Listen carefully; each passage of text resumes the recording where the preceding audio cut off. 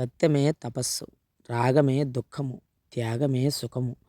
పాపకార్యములు చేయక సదా పుణ్యకార్యములు చేయుచు సదాచారముతో వర్తించుచు సాధుపురుషుల వలె ఆచరించుము. మానవ శరీరము దుఃఖభాజనము. విషయ భోగములను కోరి భోగించితివా నరకప్రాప్తి కలుగును. ఇతరులకు హితములయ్యే మాటలనే మాట్లాడుము. సంకల్పమును విడిచి దేనియందు కోరిక లేక కామవాసనలు ననుంచి వస్తు సంగ్రహమును చేయు కోరికను విడిచిన వాడే ముక్తిని పొందెను.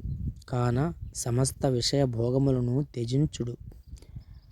ఆ ప్రియవస్తు సంయోగము ప్రియవస్తు వియోగము వల్లనే దుఃఖప్రాప్తి కలుగును.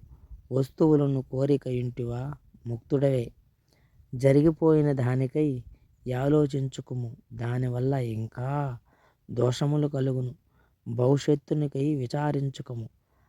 ప్రారబ్ధవశాత్తు వచ్చిన కష్టములకై దుఃఖపడక సంతోషముగా అనుభవింపుము.